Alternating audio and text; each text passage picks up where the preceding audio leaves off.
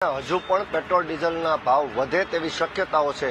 આજે જ્યારે ભાવ વધારો આવ્યો ત્યારે હું જે સ્થળ ઉપર છું તે એચપી કંપનીનું પેટ્રોલ પંપ છે, જ્યાં પેટ્રોલમાં 2.71 પૈસા અને સાથે ડીઝલમાં 2.89 પૈસા આટલો ભાવ વધારો વધ્યો છે। એટલે કે સ્પષ્ટપણે 2.5 રૂપિયાથી વધુ જ્યારે પેટ્રોલ ડીઝલ આજે મોંઘું થયું છે ત્યારે સતત ચોથી વખત આ ભાવ વધારો થયો છે। જનતા ત્રસ્ત બની ગઈ છે, કારણ કે મોંઘવારીનો માર તમામને લાગુ પડે છે। જે કાકા છે તે પેટ્રોલ પુરાવી રહ્યા છે। કાકા, ચોથી વખત ભાવ વધ્યો, એમાં પણ 2.71 રૂપિયા પેટ્રોલમાં ભાવ વધ્યો છે। શું કહેશો આ મોંઘવારી વિશે? મોંઘવારી મારી નાખે ભાઈ, જીવવાની છે ગરીબ માણસ। બજેટ ઉપર અસર થશે? હોય જ ને, બધા ગરીબ માણસ વધારે આવશે। સરકારને શું વિનંતી કરવા માંગો? શું કર્યું ભાઈ સરકારને? લોકો ત્રસ્ત થઈ રહ્યા છે। અન્ય પણ લોકો જે છે તે પેટ્રોલ પુરાવા અહીંયા આવ્યા છે। પેટ્રોલ ડીઝલમાં 3 રૂપિયા જેટલો ભાવ વધ્યો છે આજે પણ, સતત ચોથી વખત। બજેટ ઉપર અસર થશે? થોડી ઘણી તો થશે। મોંઘવારી વિશે શું કહેવા માંગશો? કારણ કે સતત મોંઘવારી વધી રહી છે।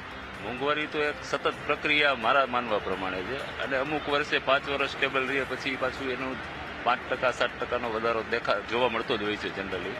એટલે મારી દ્રષ્ટિએ નોર્મલ કોસ્ટ જેવું લાગે છે। સ્પષ્ટપણે યુદ્ધની અસર જે છે તે ગુજરાતમાં પણ જોવા મળી રહી છે, કારણ કે પેટ્રોલ ડીઝલમાં સતત ભાવ વધી રહ્યા છે। બજેટ ઉપર કેટલી અસર? કારણ કે ચોથી વખત ભાવ વધ્યો છે। જી, ભાવ તો આનાથી પણ વધારો આવશે।